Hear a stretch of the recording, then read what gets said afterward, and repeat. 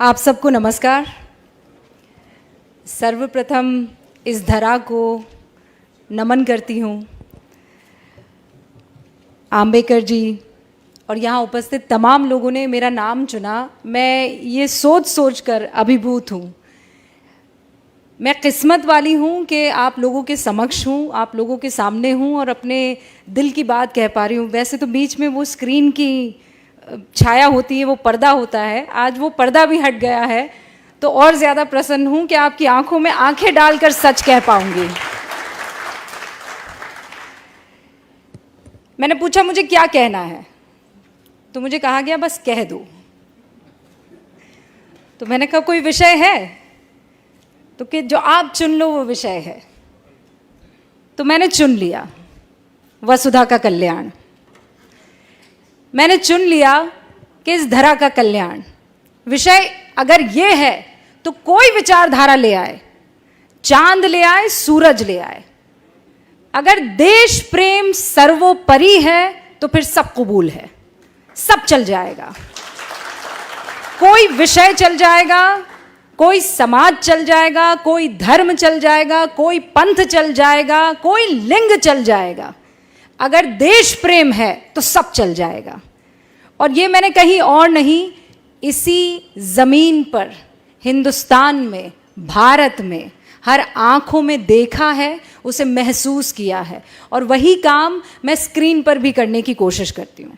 लोग कहते हैं आप कहते वक्त सोचती नहीं हैं, तो मैं कहती हूँ सोचती हूँ, इसीलिए कह पाती हूँ। और सोचती ये हूँ कि अगर आज मैं रुक गई तो फिर मेरे बच्चे रुक जाएंगे, मेरे बच्चों के बच्चे रुक जाएंगे। तो जो गलत है कह दो और जो सच है फख्र से कह दो कि ये सच है। और यही मेरी कोशिश भी रहती है। और इतना प्यार, इतना प्रेम मुझे मिलता है कि फिर मुझे पलट कर देखने की ज़रूरत नहीं पड़ती है। और ये आप लोगों का सम्मान है। आज जिस कार्यक्रम में मैं उपस्थित हूँ, मुझे याद है स्कूल में जब छोटी थी, 5वीं कक्षा में रही होंगी, तो हिंदी की मेरी बड़ी स्ट्रिक्ट सी टीचर थी। तो उन्होंने देवऋषि नारद जी के बारे में एक कहानी मुझे सुनाई, बच्चों को सुनाई, और वो कहानी मैं चाहती हूँ कि आपके समक्ष भी रखूँ। तो नारद जी तो आज तो क्या वाईफाई है, क्या 5G है, क्या 4G है। नारद जी ने तो उसका इस्तेमाल बहुत पहले ही कर लिया था। प्लेन व्लेन की ज़रूरत नहीं थी, वो टेलीपोर्ट करते थे, तीनों लोकों में जाकर अपनी बात कहते थे। तो कहानी ये शुरू होती है कि नारद मुनि अपने अंदाज में स्वर्ग लोक में घूम रहे थे, नारायण नारायण कहते हुए। तो अचानक उनको कुछ सूझी, तो उन्होंने भगवान का रुख किया और भगवान से कहा, आपसे एक प्रश्न पूछूं? तो भगवान ने कहा पूछो। ये जानते तो थे कि नारद जी के मुंह से निकल रहा है तो पंगा तो होगा, लेकिन पूछो, उन्होंने कहा। तो उन्होंने कहा, भगवान ये बताइए कि आपका सबसे प्रिय कौन है, आपके हृदय में कौन वास करता है, कौन है जो जिससे आप बेइंतहा प्रेम करते हैं, स्नेह करते हैं। तो भगवान मुस्कुराए और उन्होंने पृथ्वी की ओर देखा और वहाँ इंसानों का टोला था, इंसानों की बस्ती थी। कोई किसी काम में लगा हुआ था, कोई लकड़ी काट रहा था, कोई खेती कर रहा था, कोई अपने हिसाब का जो उस वक्त काम था वो कर रहा था, कोई महिला खाना बना रही थी। तो प्रभु मुस्कुराए और उन्होंने कहा कि ये मेरे दिल में वास करते हैं, इनसे मुझे बड़ा स्नेह है। तो नारद जी को बड़ा गुस्सा आया। तो उन्होंने कहा कि आप मनुष्य की बात कर रहे हैं? तो प्रभु मुस्कुराए और प्रभु ने कहा, मनुष्य की बात कर रहा हूँ। तो उन्होंने कहा, अरे नारायण नारायण मैं करता फिरता हूँ, ऐसा कोई पल, ऐसा कोई वक्त नहीं गुजरता कि मेरे मुख से नारायण नारायण ना निकले। और आपको प्रसन्न करता है मनुष्य, आपको पसंद आता है मनुष्य, आपका स्नेह मनुष्य से। तो प्रभु फिर मुस्कुराए, उनकी अपनी लीला। उन्होंने कहा कि इस मनुष्य को मैं छोड़ दूंगा, तुम बस ये मेरा जो इम्तिहान है उसे पास कर लो। तो नारद जी ने बोला, ऐसा कौन सा इम्तिहान है कि मैं पास ना कर पाऊं? प्रभु आप कहिए, करना क्या है? तो प्रभु ने देव ऋषि को कटोरा दिया बड़ा सा, और उसे एकदम एज तक दूध में भर दिया। और प्रभु ने कहा कि अब इसे तुम तीनों लोकों में लेकर घूमो, पर ध्यान रहे एक बूंद दूध की नीचे ना गिरने पाए। तो देव ऋषि ने कहा कि अरे ये क्या बड़ी बात हो गई, ये तो मैं चुटकियों में कर दूंगा। तो उन्होंने कहा फिर मिलते हैं। और नारद मुनि जी कटोरा थामे, दूध से भरा लबालब, तीनों लोकों का भ्रमण करके आ गए। प्रभु के सामने पहुंचे, प्रभु मुस्कुराए, कहा लौट आए? तो नारद जी ने तानी हुई भुओं के साथ कहा, प्रभु लौट आया, एक भी बूंद ना गिरी? तो उन्होंने कहा ना, एक भी बूंद किसी लोक में ना गिरी। कहा ये तो बहुत ही गजब हो गया, इस बीच तुम मेरा नाम लेना कैसे भूल गए? तो उन्होंने माथा पकड़ा, उन्होंने कहा प्रभु ये तो बड़ी गलती हो गई, मैं सोच रहा था कि दूध ना गिरने पाए, मेरा तो सारा ध्यान दूध के कटोरे पर था, नारायण तो मुख से निकला नहीं। तो प्रभु फिर मुस्कुराए और प्रभु ने कहा इसीलिए मुझे मनुष्य पसंद है। वो जिंदगी की हर तकलीफ से जूझता रहता है, वो हर मुश्किल से हर रोज गुजरता है, उसकी जिंदगी के कटोरे में परेशानियों का दूध लबालब है, लेकिन फिर भी वो मेरा नाम लेना नहीं भूलता है।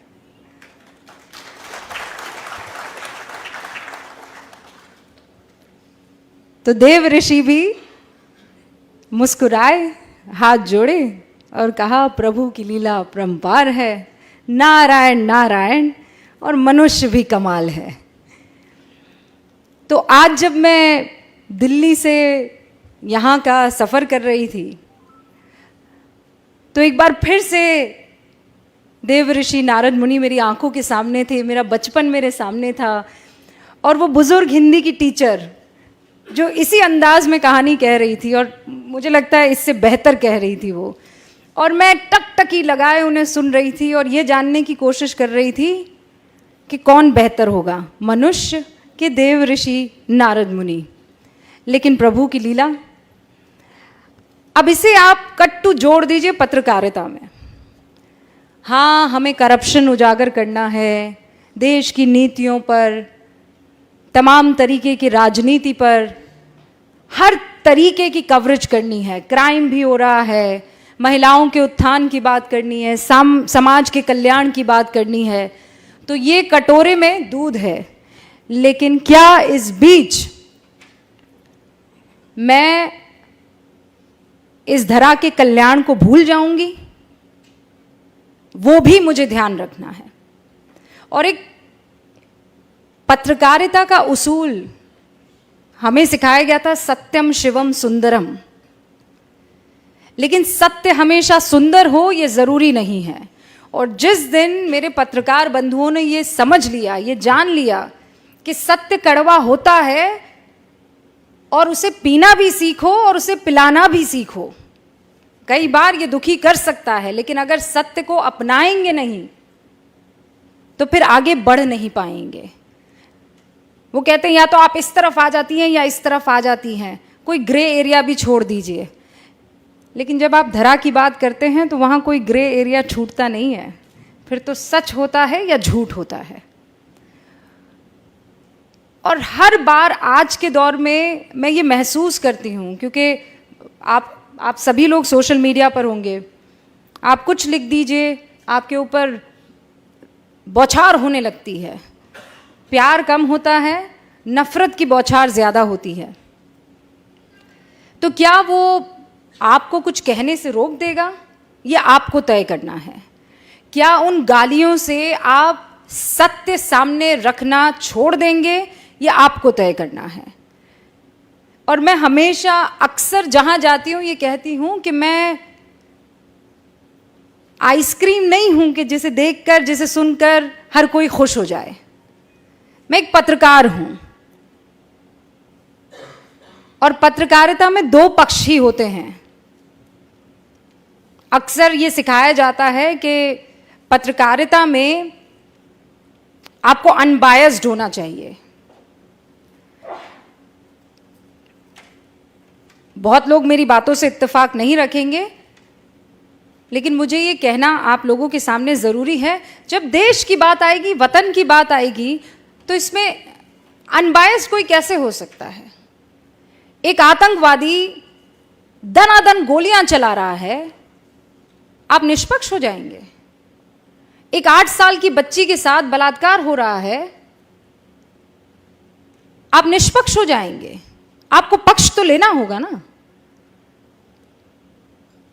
या आप जो कहते हैं कि इन मसलों पर निष्पक्षता चाहिए, इन मसलों पर निष्पक्षता कैसे हो सकती है? जब वतन की, जब धरा की, जब लोकतंत्र की, जब हिंदुस्तान की, जब भारत की बात आती है, तो इसमें निष्पक्षता कैसे हो सकती है?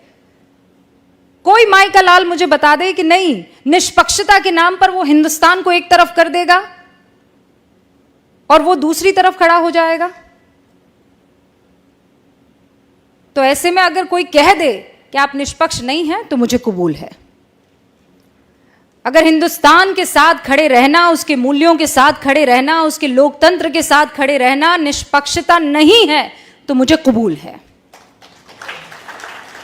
और उन तमाम पत्रकार बंधुओं से ये बात मैं बहुत साफ तौर पर कह देना चाहती हूं कि जिस दिन आप बेझिझक, बगैर किसी डर के, बेखौफ होकर अपनी बात रखने लगेंगे, तो फिर आपको तालियों की दरकार नहीं रहेंगी। फिर मुख से दुआएं ही निकलेंगी, आशीर्वाद ही निकलेगा। और फिर आपको ये नहीं सोचना पड़ेगा कि मैं जाऊंगा तो 4 लोग मेरे लिए तालियां बजाएंगे कि नहीं बजाएंगे। उन तालियों की दरकार मत रखिए। बाहर से लोग क्या कहते हैं वो मत सोचिए। ये सोचिए कि इस वक्त इस जमीन को किस चीज की जरूरत है। इस जमीन को निडरता की जरूरत है,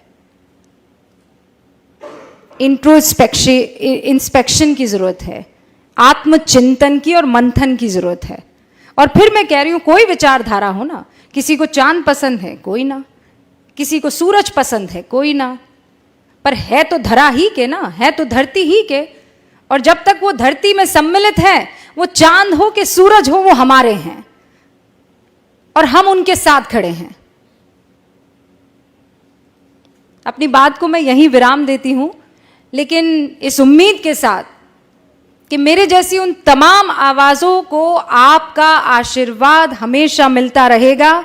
और जब तक आपका आशीर्वाद रहेगा, जब तक हिंदुस्तान की जनता की आंखों में जो ऐसी चमक मैं देख पा रही हूं, चमक रहेगी, हिंदुस्तान को विश्व गुरु बनने से फिर कोई नहीं रोक सकता है। एक बार फिर से आप सभी का बहुत बहुत शुक्रिया। और मुझे बहुत खुशी हुई आप सबके बीच में आकर अपनी बात रखने की। ऐसा लग रहा था जैसे मैं नहीं, दो मन आपस में बात कर रहे हो, दिल से दिल तक एक बात पहुंची हो। बहुत बहुत शुक्रिया आप सभी का।